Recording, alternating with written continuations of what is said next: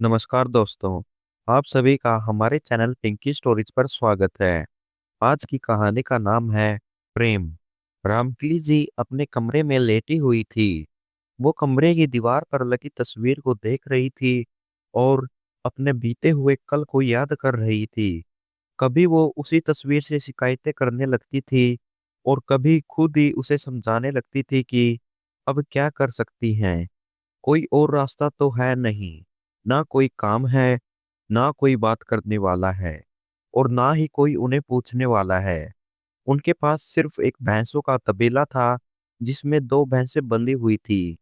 उसी तबेले के पास एक कमरा बना हुआ था जिसमें आधा हिस्सा भूसे से भरा हुआ था और बाकी आधे हिस्से में एक पुरानी सी खाट पड़ी थी।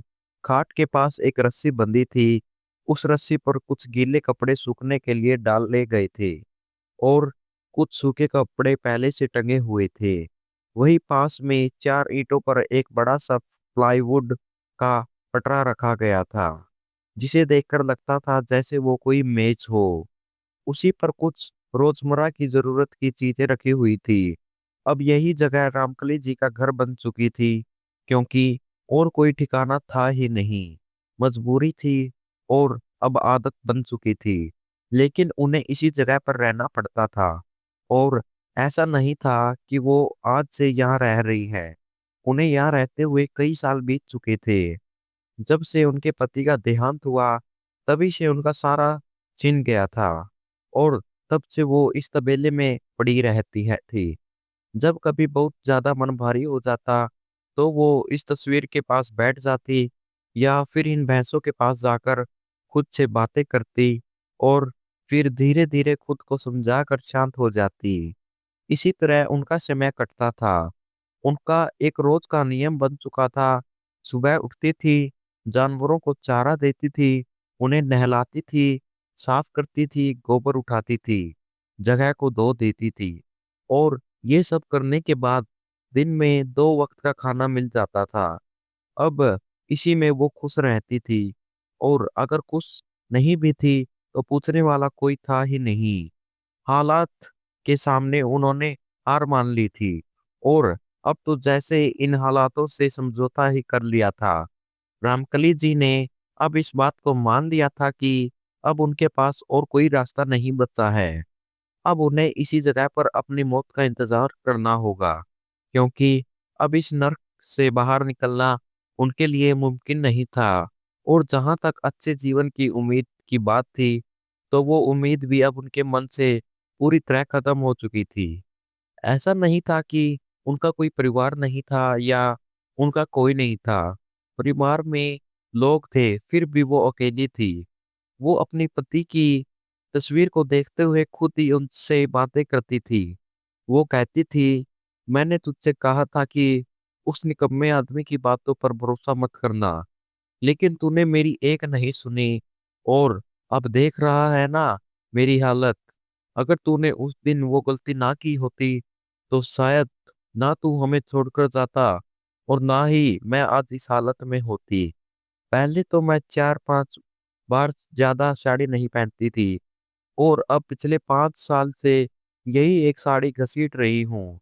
इस साड़ी में पड़े छेद को नहीं दिखते, जैसे मेरी आंखों के आंसू किसी को नहीं दिखते, जैसे मेरा दुख किसी को नहीं दिखता, जैसे मेरी मानसिक हालत किसी को नहीं दिखी, वैसे ही उसकी मार और ताने भी किसी को नहीं दिखते।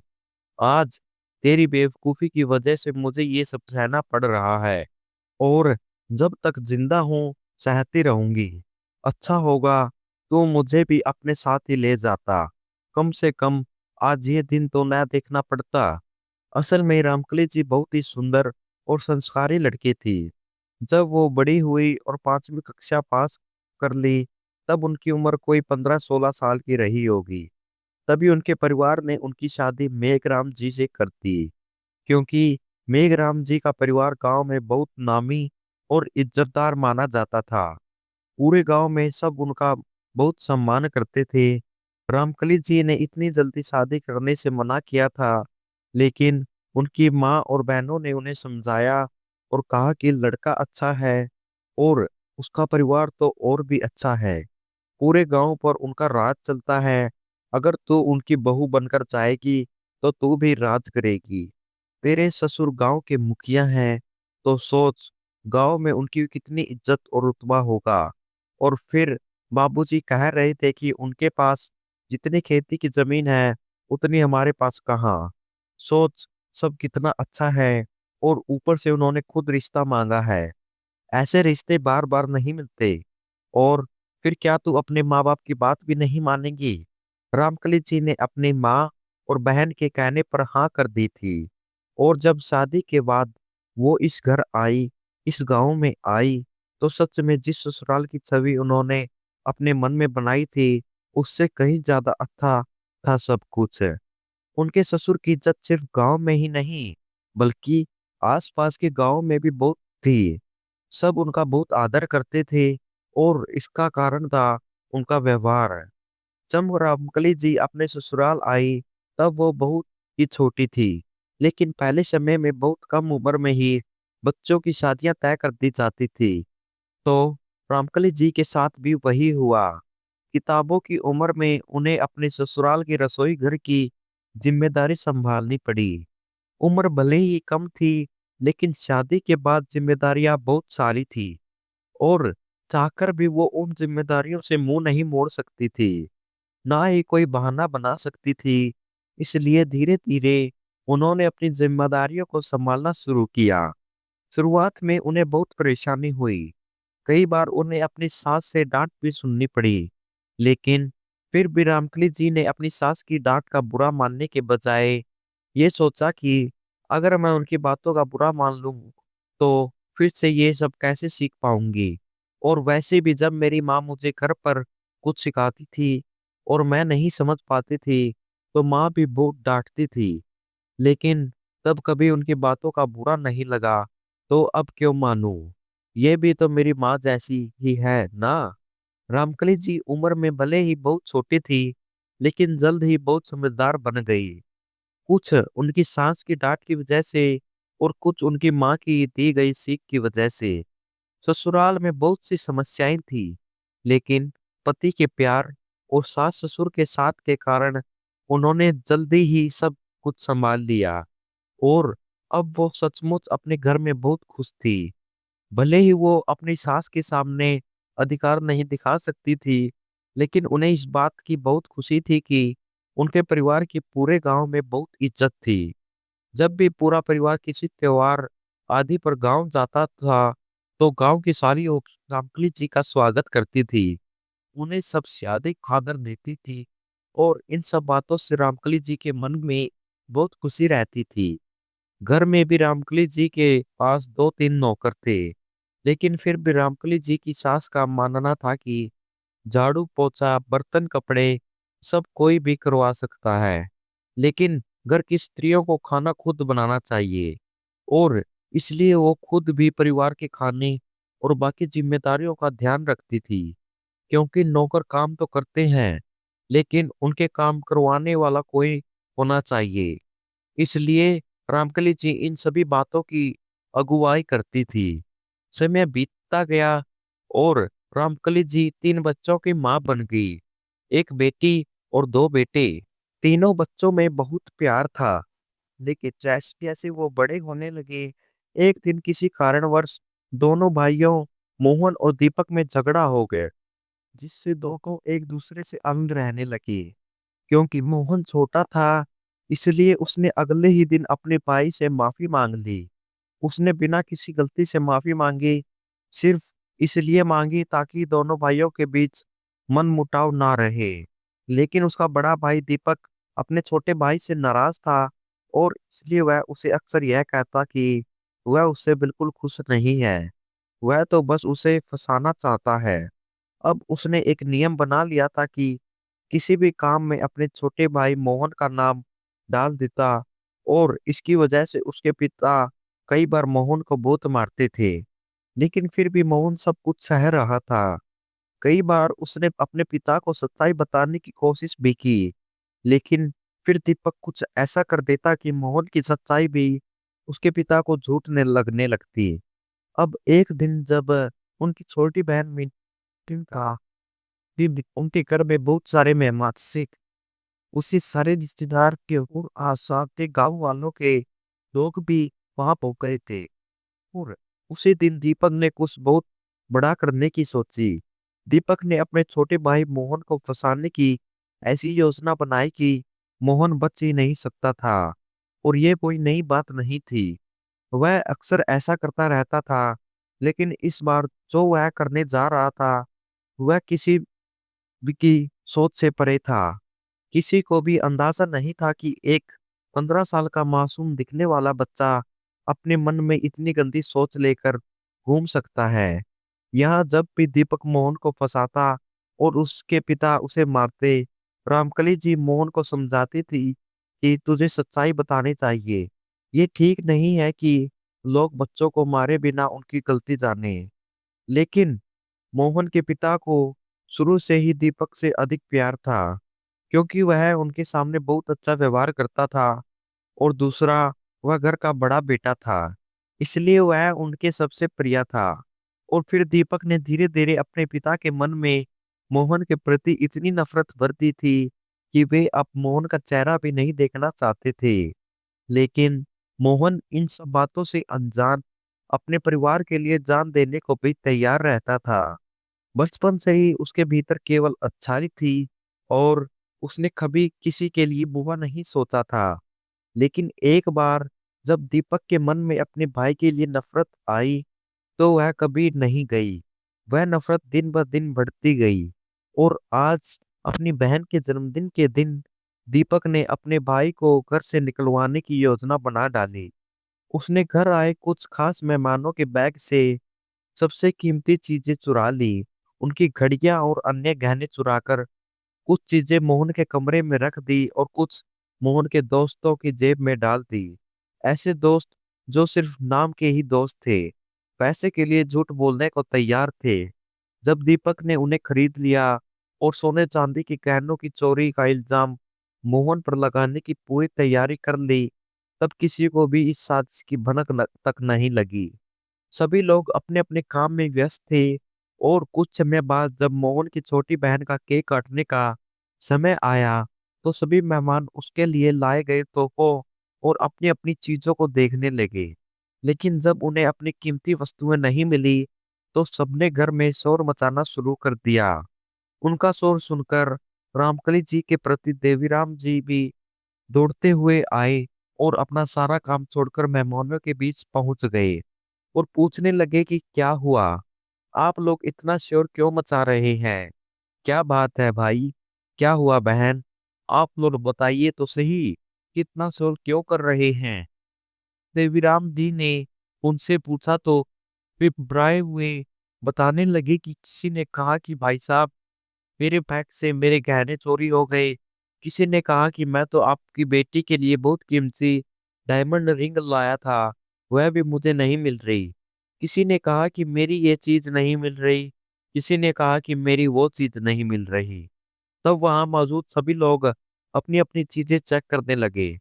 यह बात फैलते ही वहां चर्चा शुरू हो गई।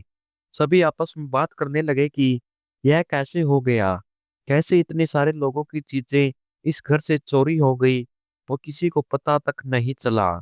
सबको शक घर के नौकरों पर गया। अब जब सभी के ने शक करना शुरू किया तो देवी राम जी के नौकर हाथ जोड़कर उनके सामने खड़े हो गए और कहने लगे कि साहब, हम जरूर गरीब हैं पर बेईमान और चोर नहीं हैं कि किसी की चीजें चुरा लें। हम तो आपके सामने बैठे हैं, अगर चाहे तो हमारा कमरा चेक करवा ले, आपको वहां भी कुछ नहीं मिलेगा। हमने ऐसा कुछ नहीं किया है साहब। ये लोग बेवजह हम पर इल्जाम लगा रहे हैं, हमारे ऊपर इतना बड़ा आरोप मत लगाइए। मेहमानों के सामने हाथ जोड़कर जब दोनों नौकरों ने यह कहा तो देवीराम जी को उन गरीब पर नौकरों पर तरस आ गया कि तुमने इतनी सफाई देने की जरूरत नहीं है। मुझे तुम लोगों पर पूरा भरोसा है। तुम लोग मत रो, चुप हो जाओ, कोई तुम्हें कुछ नहीं कहेगा। ये सुनते ही मेहमान और अन्य लोग भी उनकी तरफ देखने लगे। तब उन्होंने कहा कि आप लोग मुझे ऐसा क्यों देख रहे हो? अगर आप चाहे तो आप लोग इनका कमरा देख सकते हैं। लेकिन मुझे इन पर पूरा भरोसा है। अगर फिर भी आपको शक है तो जाइए, आप इनके कमरे की तलाशी ले सकते हैं। इतना कहकर देवीराम जी ने उनके कमरे की ओर इशारा किया तो वहां मौजूद सभी मेहमान जिनकी चीजें चोरी हुई थी दौड़ते हुए नौकरों के कमरे की ओर चले गए और वहां पहुंचकर उन गरीब नौकरों की हर चीज उलट पलट दी, लेकिन उन्हें कहीं भी अपनी कोई चीज नहीं मिली। अब अगर यह कोई छोटी बात होती तो देखा जा सकता था, लेकिन मामला बहुत गंभीर था। देवीराम जी ने खुद चाहते थे कि पुलिस आए और फिर सबके सामने सच्चाई आए, क्योंकि यह उनके लिए शर्म की बात थी कि उनके घर आए इतने सारे मेहमानों की चीजें वो सुरक्षित नहीं रख सके, तो फिर वे गांव का कैसे प्रबंधन करेंगे। इसी कारण देवीराम जी खुद ही पुलिस को बुलाने वाले थे कि तभी वहां खड़े एक लड़के की जेब से एक छोटी सोने की अंगूठी नीचे गिर गई। वह लड़का देवीराम जी के सामने से हटकर छिपने लगा, लेकिन देवीराम जी ने उसे देख लिया। फिर उन्होंने लोगों को शांत कराते हुए उस लड़के को आगे बुलाया, लेकिन जब वह लड़का आगे नहीं आया तो देवीराम जी खुद उसके पास गए और उसे वह अंगूठी दिखाकर पूछा कि बेटा, ये अंगूठी तुम्हारे पास कहाँ से आई। लेकिन वह लड़का कुछ नहीं बोला और चुपचाप खड़ा रहा। देवीराम जी को इस पर बहुत गुस्सा आया, लेकिन फिर भी उन्होंने उसे प्यार से समझाने की कोशिश की और फिर से प्यार से पूछा कि बेटा बताओ, ये अंगूठी तुम्हें कहाँ से मिली। और तभी उसकी जेब से एक और छोटी अंगूठी नीचे गिर गई। यह देखकर देवीराम जी का गुस्सा सातवें आसमान पर पहुंच गया और उन्होंने उस लड़के से थोड़ी सख्ती से पूछा कि ये अंगूठी कहाँ से मिली, इधर आओ, जरा तुम्हारे कपड़े चेक कर लूं। उस लड़के ने डर के मारे पीछे हटना शुरू किया तो देवीराम जी ने उसे पकड़कर आगे खींचा और उसकी जेब में हाथ डाला। तब उन्हें उसकी जेब में दो और सोने की चूड़ियां मिली। यह देखकर देवीराम जी बहुत गुस्से में आ गए। इतने में उनकी रिश्तेदारों में से एक लड़की आगे आई और बोली कि अरे, ये तो मेरी चूड़ियां हैं, मेरी माँ ने मुझे ये दी थी, मैंने इन्हें आज फंक्शन में पहनने के लिए रखी थी, लेकिन शाम से ही ये मुझे नहीं मिल रही थी। यह सुनकर देवीराम जी का गुस्सा और बढ़ गया। उन्होंने उस बच्चे से फिर से पूछा, लेकिन जब उसने कुछ नहीं कहा तो देवीराम जी को बहुत गुस्सा आया और उन्होंने गाल पर एक जोरदार थप्पड़ मार दिया। और जैसे ही थप्पड़ पड़ा, उस बच्चे ने रोते हुए मोहन का नाम लेना शुरू कर दिया और कहा कि मोहन भैया ने ही मुझे ये चीजें छुपाने को कहा था। अब मोहन के पिताजी ने गुस्से में मोहन की तरफ घूरकर देखा और मोहन जो इन सब बातों से अनजान था, वह इधर उधर घूमता रहा और परेशान होता रहा। उसने अपने पिताजी को बहुत समझाने की कोशिश की कि पिताजी, मैंने ऐसा कुछ नहीं किया है, यह लड़का झूठ बोल रहा है अपनी सच्चाई साबित करने के लिए। उसने बहुत मासूमियत से कहा कि पिताजी, अगर आपको मुझ पर भरोसा नहीं है तो आप मेरी जेब चेक कर सकते हैं, मेरे पास कोई सम्मान नहीं है। तब देवीराम जी ने बिना एक पल गवाए मोहन के कपड़े चेक करना शुरू कर दिए, लेकिन उन्हें मोहन के कपड़ों में कुछ भी नहीं मिला। इतने में दीपक आगे आया और बोला कि पिताजी, अगर कोई चोरी करता है तो वह चुराया हुआ सामान अपने पास नहीं रखता। कोई भी चोर चोरी करने के बाद वह सामान अपने घर में या कमरे में छिपाता है। इस पर मेहमान भी सहमत होने लगे और दीपक की बात पर देवीराम जी और उनके कुछ मेहमान मोहन के कमरे तक पहुंच गए। और जैसे ही वे मोहन के कमरे में पहुंचे और तलाशी लेना शुरू किया तो एक एक करके सारी चीजें उन्हें वहीं मिलती गई। कहीं कोई हार छुपा हुआ था तो कहीं कोई सिक्का छिपा रहा था। इसी तरह से एक एक करके उन्हें वहां सभी कीमती गहने मिल गए।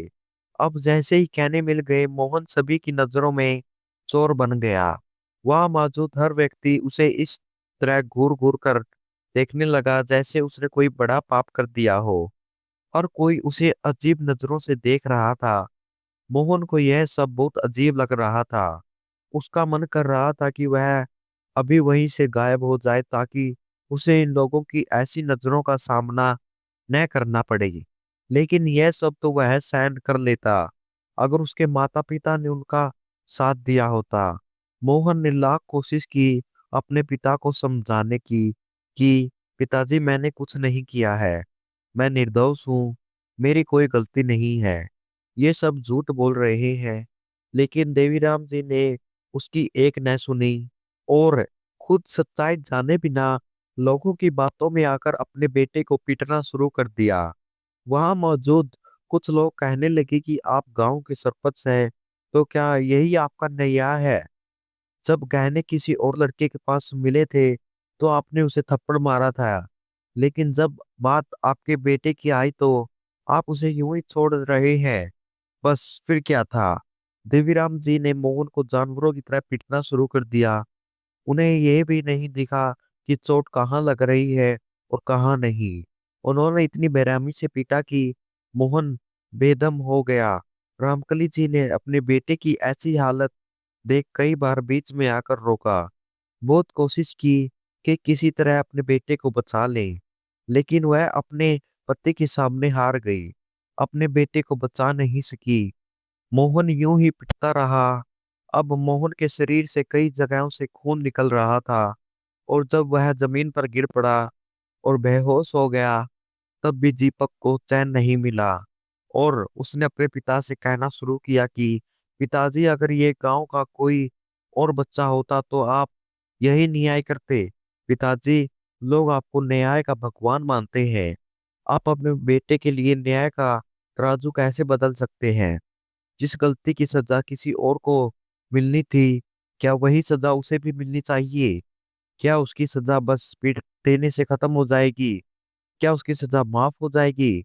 अगर आप आज उसे ऐसे ही छोड़ देंगे तो वह कल कोई और बड़ी गलती करेगा। दीपक की ये सारी बातें सुनकर गांव के लोग कहने लगे कि हाँ सरपंच जी, दीपक बाबू बिल्कुल सही कह रहे हैं, आपको ऐसा नहीं करना चाहिए, आपको उसे पुलिस के हवाले कर देना चाहिए और जेल भिजवाना चाहिए। आज उसने इतनी छोटी उम्र में इतना बड़ा अपराध किया है तो कल क्या नहीं कर सकता? उसे उसके कर्मों की सजा मिलनी ही चाहिए। यहाँ एक और उसे जेल भेजने की बात हो रही थी और वहां वह 13-14 साल का मासूम बच्चा बेहोशी की हालत में पड़ा हुआ था और लोग उसके चारों ओर खड़े होकर तमाशा देख रहे थे। कुछ समय बाद कुछ लोग उसे वहीं बेहोश छोड़कर चले गए। तब रामकली जी आगे बढ़ी और मोहन के चेहरे पर पानी के छींटे मारे, जिससे उसकी चेतना वापस आई। तब तक देवीराम जी ने पुलिस को बुला लिया था और थोड़ी ही देर में पुलिस भी उसे गिरफ्तार करने आने वाली थी। लेकिन रामकली जी नहीं चाहती थी कि उनके बेटे की जिंदगी बर्बाद हो जाए। अगर आज उसके माथे पर चोरी का दाग लग जाता तो वह कभी खुद को निर्दोष साबित नहीं कर पाता। लेकिन वह कर भी क्या सकती थी? उन्होंने किसी तरह मोहन को होश में लाने की कोशिश की और जैसे ही मोहन की आंखें खुली, रामकली जी ने उसे सारी बातें बताई और कहा कि तुम्हारे पिताजी ने पुलिस को बुला लिया है, वे लोग तुम्हें पुलिस के हवाले कर देंगे। ये सब यही खड़े हैं, हर कोई यही सोच रहा है कि यह चोरी तुमने की है। लेकिन मुझे तुम पर पूरा विश्वास है बेटा, मुझे तुम पर विश्वास है कि तुमने यह चोरी नहीं की है।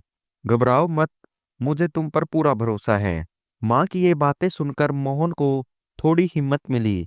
तभी देवराम जी आए और अपनी पत्नी का हाथ पकड़कर उसे अपनी ओर खींचते हुए बोले कि खबरदार, जो उससे बात करने की कोशिश की तो मेरा दर्द देखोगी। पति की ये बातें सुनकर बेचारी स्त्री चाहकर भी अपने बेटे के पास एक कदम दूर खड़ी हो गई। लेकिन अब मोहन को होश आ चुका था, उसे यहाँ से किसी भी तरह भाग जाना था। जैसे ही उसने देखा कि किसी का ध्यान उस पर नहीं है, वह वहां से भाग गया और दौड़ते हुए पता नहीं कहाँ और कितनी दूर चला गया। आज तक वह रामकली जी के पास लौट कर नहीं आया। उसके जाने के बाद दीपक की आदतों में जरा भी सुधार नहीं आया। वो वैसे ही स्वार्थ के लिए किसी के साथ कुछ भी कर गुजरता था। अब धीरे धीरे दीपक बड़ा हो रहा था और उसके बुरे शौक भी दिन ब दिन बढ़ते जा रहे थे। एक दिन उसने गांव की एक लड़की के साथ बदतमीजी कर दी, जिससे गांव वालों ने देवीराम जी की बहुत बेइज्जती की और उन्हें बहुत भला बुरा कहा। किसी ने कहा कि बहुत बड़ा पंच बना फिरता है, लेकिन अपने ही बच्चों को नहीं संभाल पाया। एक तो चोर बना और दूसरा उससे भी घटिया निकला। इस तरह सब लोग उन्हें ताने दे रहे थे। गांव का हर व्यक्ति उन्हें अपमानित कर रहा था, जिसे सहन पाना उनके लिए लगभग असंभव हो गया। इन्हीं सब बातों के कारण जब उन्होंने खुद के बारे में इतना कुछ सुना, तो उन्हें अचानक दिल का दौरा पड़ गया और जल्दी जल्दी में उन्हें अस्पताल ले जाकर भर्ती करवाया गया। डॉक्टरों ने भी तुरंत उनका इलाज शुरू किया और बहुत कोशिश की, लेकिन चाहकर भी डॉक्टर कुछ नहीं कर सके। और रामकली जी के पति यानी देवीराम जी इस दुनिया को छोड़कर चले गए। बेचारी रामकली जी बिल्कुल अकेली रह गई थी। अब तक उनका बेटा दीपक, जो अब 18 साल का हो चुका था, अपनी मर्जी से जीने लगा था। उसे सही गलत से कोई मतलब नहीं था। उसे सिर्फ इस बात से मतलब था कि अपने लिए जी रहा है। वह ऐसे ऐशोराम की जिंदगी चुने। उसने अपने लिए गलत रास्ता चुन लिया था और वह हमेशा गलत काम ही करता था। देवीराम जी की मौत के बाद रामकली जी की जिंदगी नरक बन चुकी थी और उनके बुरे दिन शुरू हो चुके थे। धीरे धीरे समय बीतता गया और उनकी जिंदगी और भी बदतर हो गई। बड़ा बेटा जिससे न किसी चीज से मतलब था और न किसी जिम्मेदारी से, बस अपनी अय्याशी में डूबा रहता था। दोस्तों के साथ घूमता फिरता था। घर में पैसे की कोई कमी नहीं थी और इसी वजह से वह लोगों पर पैसे उड़ाता रहता था। इसी के चलते वह अपने गांव का प्रधान बन गया, लेकिन लोगों के प्यार और समर्थन से नहीं, बल्कि उस डर से जो उसने गांव के लोगों के दिलों में पैदा कर दिया था। उसने गांव के कई लोगों के साथ बहुत गलत किया था और उसी डर की वजह से आज वह उस गांव का प्रधान बन बैठा था। फिर उसकी जिंदगी बिल्कुल वैसी हो गई जैसी वह चाहता था। लेकिन उसने कभी अपनी माँ और बहन के बारे में नहीं सोचा। जैसे ही उसकी बहन थोड़ी बड़ी हुई, उसने उसका जल्दी जल्दी में विवाह कर दिया और अपनी माँ को घर के पीछे बने कमरों में ऐसे भेज दिया जैसे कोई पुरानी चीज फेंक दी जाती है। रामकली जी को अपने छोटे बेटे से बहुत प्यार था, लेकिन समय और हालात के कारण वह उनसे हमेशा के लिए दूर हो गया। अब जो एकमात्र उनके पास बचा था, वह भी उनके लिए किसी दुश्मन से कम नहीं था। उसने उन्हें जीते जी नरक में धकेल दिया था और यही वजह थी कि रामकली जी अपना जीवन अब भैंसों के तबेले में बिता रही थी। उनके पास न कोई था जिससे बात कर सके, न कोई था जिसके अपनी बातें सुना सके या उसकी बातें सुन सके। यही वजह थी कि वे अपने दिवंगत पति की तस्वीर से बातें किया करती थी। जब बहुत ज्यादा दुखी होती थी तो उसी तस्वीर के सामने बैठकर खूब रोया करती थी। बाकी का सारा दिन जानवरों की सेवा में बीत जाता था। बड़ा बेटा और उसकी पत्नी किसी से कम नहीं थे। वे न तो कोई काम करते थे और न ही रामकली जी को चैन लेने देते थे। उन्हें रामकली जी की आंखों के आंसू देखकर बहुत सुकून मिलता था। जब बेटे की शादी हुई थी, तब रामकली जी को उम्मीद हुई थी कि शायद उनकी बहू उन्हें समझेगी और उन पर दया करेगी। लेकिन बहू तो बेटे से भी ज्यादा चालाक निकली। वह हमेशा अपनी सास को नीचा दिखाने का कोई मौका नहीं छोड़ती थी। उन्होंने उन्हें कभी घर के सदस्य की तरह नहीं देखा, बल्कि नौकरानी से भी बदतर व्यवहार किया। खुद रानी की तरह रहती थी और रामकली जी को नौकर से भी ज्यादा गिरा दर्जा देती थी। अब एक दिन वही बेटा जो कभी घर छोड़कर भाग गया था, वह वापस रामकली जी के घर लौटा और अब वह 13-14 साल का लड़का 22 साल का हो चुका था। लेकिन कहा जाता है ना कि माँ का दिल अपने बच्चे को पहचान ही लेता है। बिना देखे भी माँ अपने बच्चों को उनकी आवाज से पहचान लेती है। तो रामकली जी कैसे अपने बेटे को देखकर उसे नहीं पहचानती। यह रामकली जी का बड़ा बेटा दीपक, जिसने हर चीज पर अपना अधिकार जताया था, और उधर मोहन, जो घर छोड़ने के बाद बड़े शहर में आ चुका था। और शहर आने के बाद मोहन ने कई मुश्किलों का सामना किया और काफी भटकने के बाद उसे एक ऐसा इंसान मिला जिसने उसने की पढ़ाई की जिम्मेदारी खुद उठा ली। दरअसल वह आदमी एक अनाथालय का संचालक था और उसने मोहन की पूरी मदद की। मोहन की पढ़ाई के प्रति रुचि देखकर उस व्यक्ति ने उसे उतनी पढ़ाई करवाई जितनी वह करना चाहता था।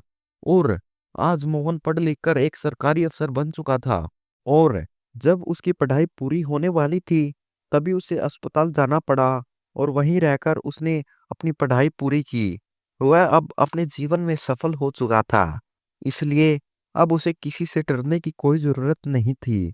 आखिरकार उसने सोचा कि अब उसे घर जाना चाहिए और अपने परिवार वालों को अपनी नौकरी की यह खुशखबरी देनी चाहिए और यह भी बताना चाहिए कि जो कुछ भी हुआ था वह उसने नहीं किया था। उस पर झूठा इल्जाम लगाया गया था। खासकर वह अपने पिता को अपनी बेगुनाही साबित करना चाहता था और इसी वजह से आज इतने सालों बाद मोहन अपने गांव लौट आया था। जब वह गांव में दाखिल हुआ तो कोई भी उसे पहचान नहीं पाया, क्योंकि अब तक उसका व्यवहार, रूप, रंग सब कुछ बदल चुका था। अब वह अपने बड़े भाई के घर पहुंचा और वहां जाकर देखा तो बहुत सारे नौकर काम में लगे हुए थे। उसने उनमें से एक नौकर से पूछा कि दीपक जी कहाँ हैं। तब एक आदमी ने बताया कि वह यहाँ नहीं है, शहर गए हुए हैं किसी काम से। अगर मिलना है तो इंतजार करना पड़ेगा। फिर मोहन ने अपनी माँ के बारे में पूछा कि माँ कहाँ है।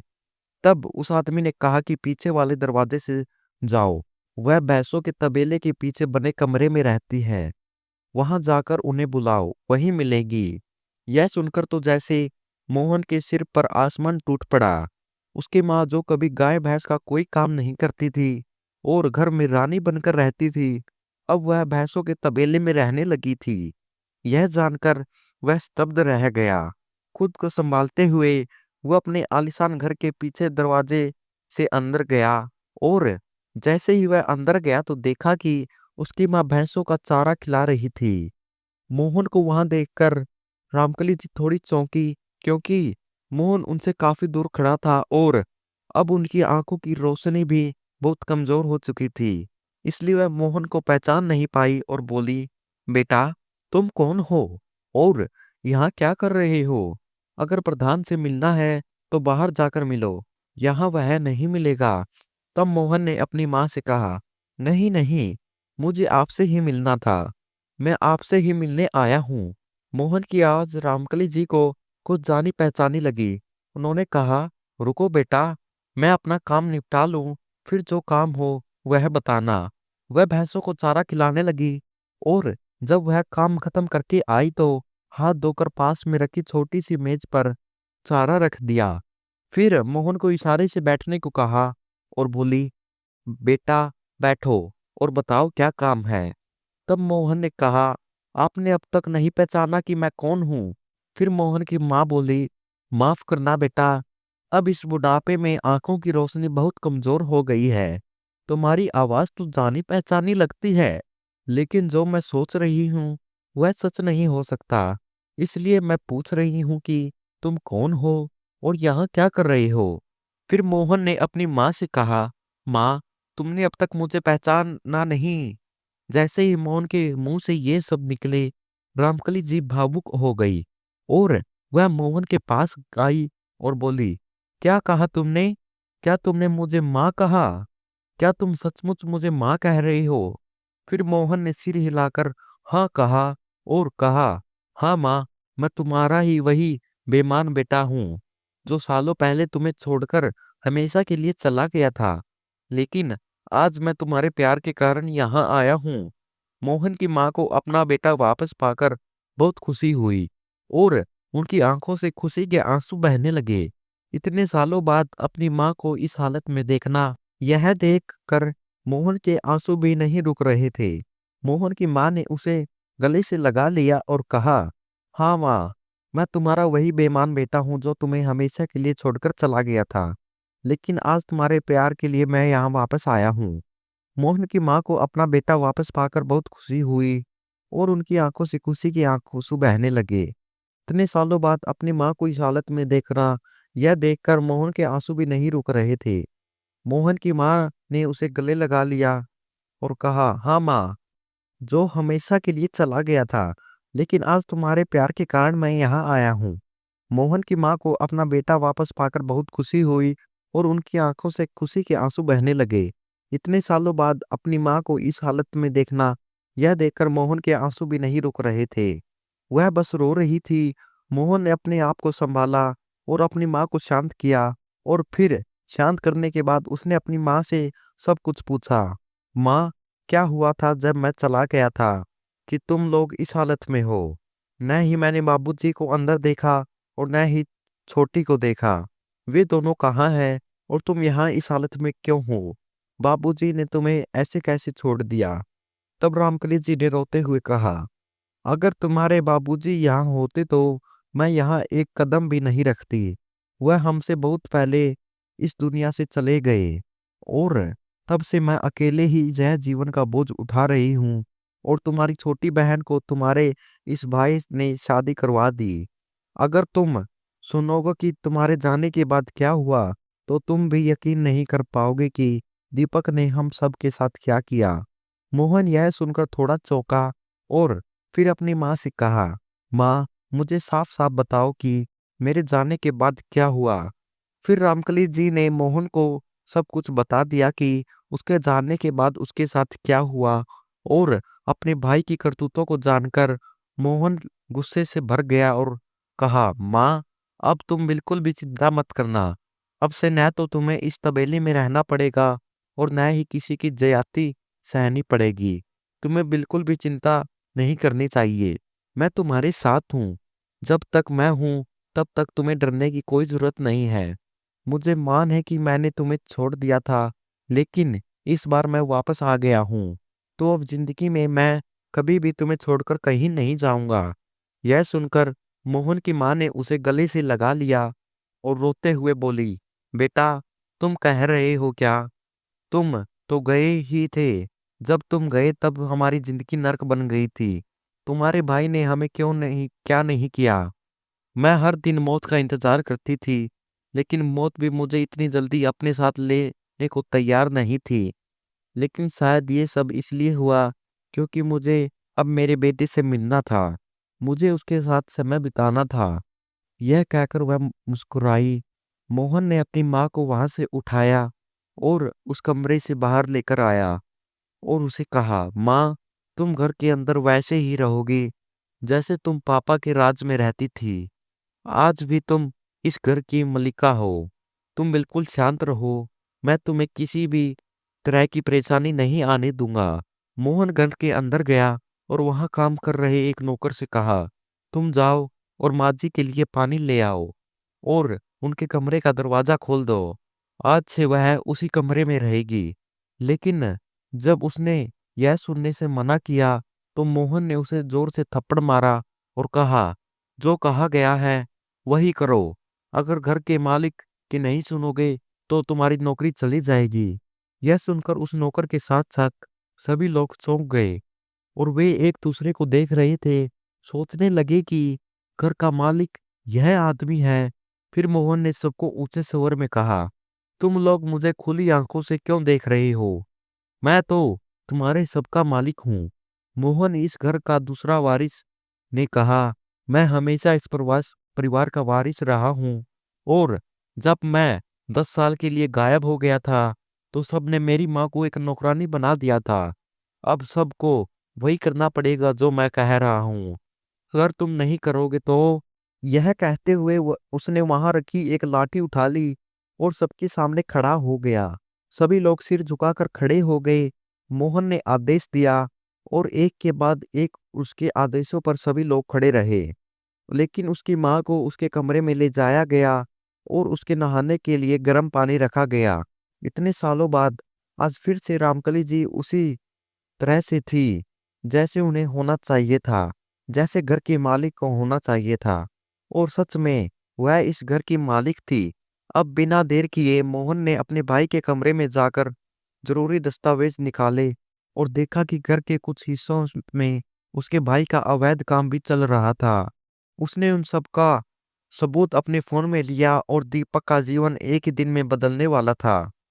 जब दीपक शाम को घर आया तो उसने देखा कि वरांडा की सबसे खास कुर्सी पर कोई और बैठा था, जिस पर वह खुद बैठता था। वह गुस्से में चिल्लाने लगा। उसने जोर से चिल्लाया और अपने नौकरों को बुलाया और कहा, यह कौन बैठा है इस कुर्सी पर?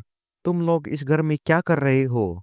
क्या तुमने इतने भी समझ नहीं है कि कोई भी आकर मेरी कुर्सी पर बैठ सकता है?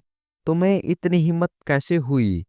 अपने भाई की आवाज सुनकर मोहन पीछे मुड़ा और कहा, मैं तो बस कुर्सी पर बैठा हूं और तेरी ये हालत हो गई है। अब सोच जरा, जब मैं तेरी जिंदगी में बैठूंगा तो क्या हाल होगा। अब मैं तेरे जीवन में ऐसे ही बैठने वाला हूं जैसे सांप अपनी कुंडली में बैठता है। अब देख मैं तेरे साथ क्या करता हूं। जो तूने कभी सोचा नहीं होगा, अब वही तेरे साथ होने वाला है। किसी अजनबी को इस तरह अपने ऊपर चढ़ा देख दीपक गुस्से में चिल्लाया और बोला, तू बता कौन है और मेरी कुर्सी पर बैठने की तेरी हिम्मत कैसे हुई? मेरे घर में घुसकर मुझ पर रौब जमाता है।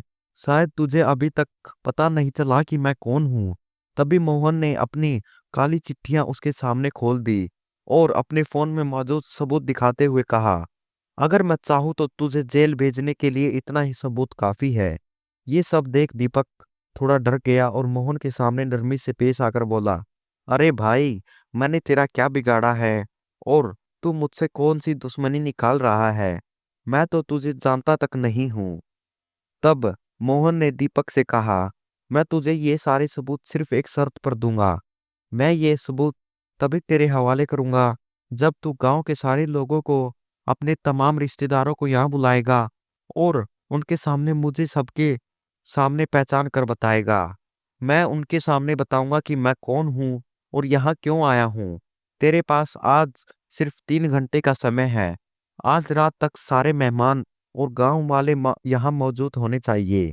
अपनी जान और इज्जत बताने के लिए दीपक तुरंत भागा और सबको काम में लगा दिया।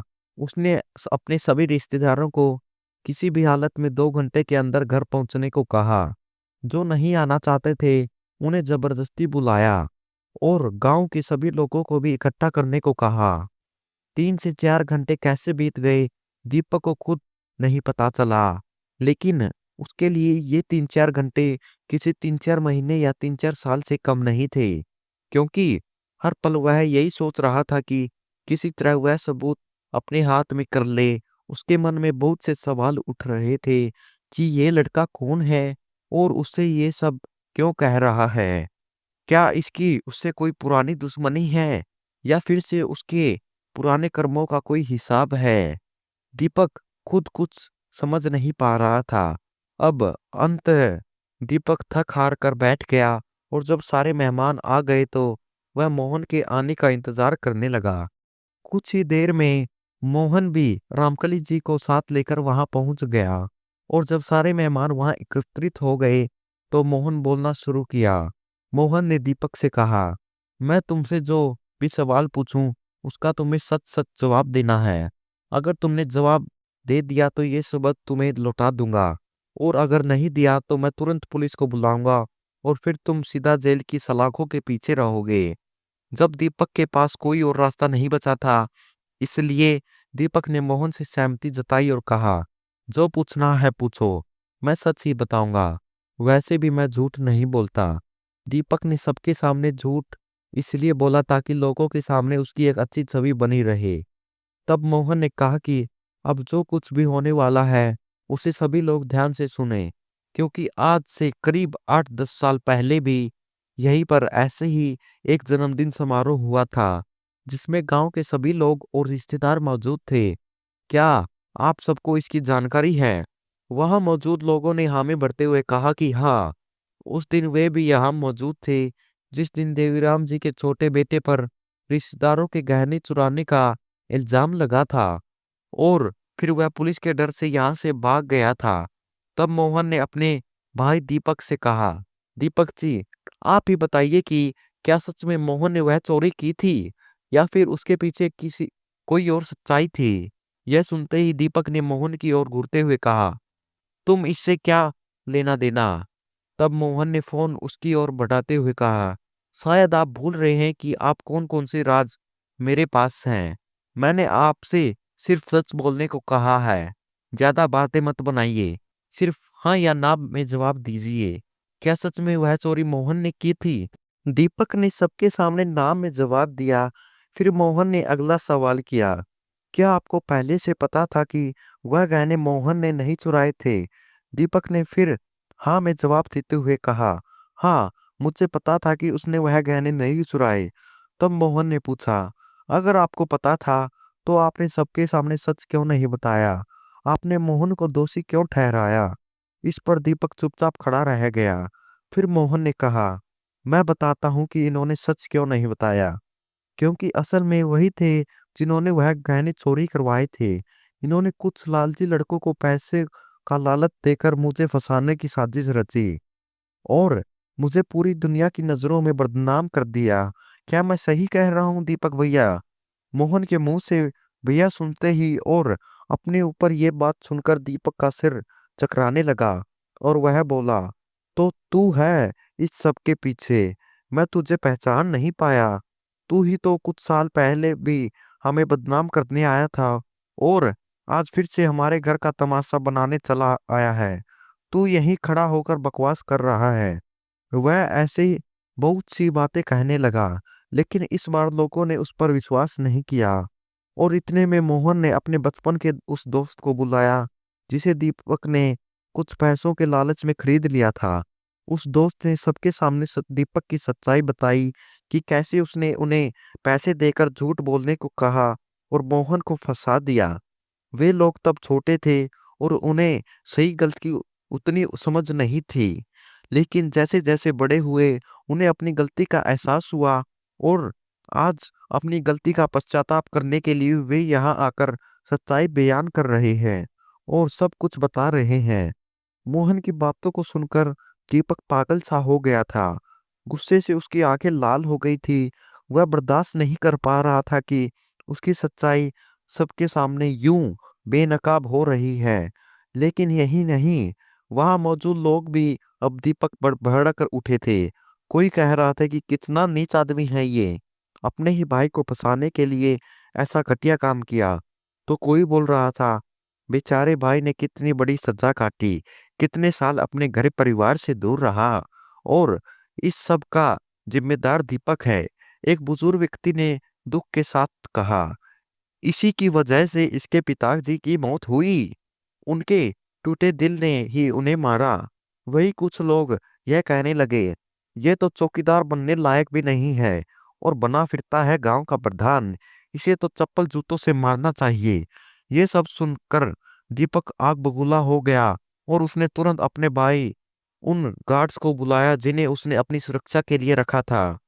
उन गार्ड्स ने मोहन पर हमला करने की कोशिश की, लेकिन मोहन भी कोई साधारण इंसान नहीं था। वह पहले से सब कुछ सोच समझकर चला था। उसने पहले ही पुलिस को वहां बुला लिया था और जैसे ही गार्ड्स ने मोहन की ओर बढ़ना चाहा, पुलिस मौके पर पहुंच गई। मोहन ने सारे सबूत पुलिस को सौंप दिए और दीपक को उसी समय गिरफ्तार कर लिया गया। दीपक को उसके किए की सजा दिलवाना आसान नहीं था, लेकिन मोहन पढ़ा लिखा और एक सरकारी अफसर था। उसे कानून की हर पेचीदगी का पता था। उसे यह भी पता था कि सच को बाहर लाने के लिए कितना संघर्ष करना पड़ता है। लेकिन उसने हार नहीं मानी और आखिरकार अपने भाई का असली चेहरा सबके सामने उजागर कर दिया। वर्षों पहले उस पर जो कलंक लगा था, आज उसने उसे धो डाला और अपने आप को निर्दोष साबित किया। अब वह अपनी माँ के साथ उसी घर में खुशहाल जीवन जी रहा था। उसने अपनी बहन को भी एक अच्छी जिंदगी दी, उसकी मदद की और उसके पति को ये भी एक अच्छी नौकरी दिलवाई ताकि वह भी अपने जीवन में खुश रह सके। मोहन के जाने के बाद जो जिंदगी टूटी थी आज उसके लौटने पर फिर से जुड़ गई और अब सब मिलकर बहुत प्रेम और एकता के साथ रहने लगे। झूठ चाहे जितना भी बड़ा हो, सच एक दिन जरूर सामने आता है। विश्वास और परिवार को तोड़ने वाले लोग चाहे कितने भी चालाकी से साजिश करें, लेकिन सच्चाई के सामने उनका झूठ नहीं टिक सकता। अगर आप सच्चे हैं और आपकी नीयत साफ है, तो पूरी दुनिया एक दिन आपके साथ खड़ी होगी। अपनी अच्छाई, सच्चाई और मेहनत पर भरोसा रखिए और वक्त जरूर बदलता है। दोस्तों, अगर आपको हमारी वीडियो पसंद आई हो तो लाइक करें और अपने दोस्तों रिश्तेदारों में ज़रूर शेयर करें। और अगर आप हमारे चैनल पिंकी स्टोरीज पर नए हो तो चैनल को ज़रूर सब्सक्राइब करें। और दोस्तों, अगर हमसे कुछ गलती हुई हो तो क्षमा कीजिए और कमेंट में जय श्री राम और जय श्री राधे कृष्णा लिखना ना भूलें। धन्यवाद।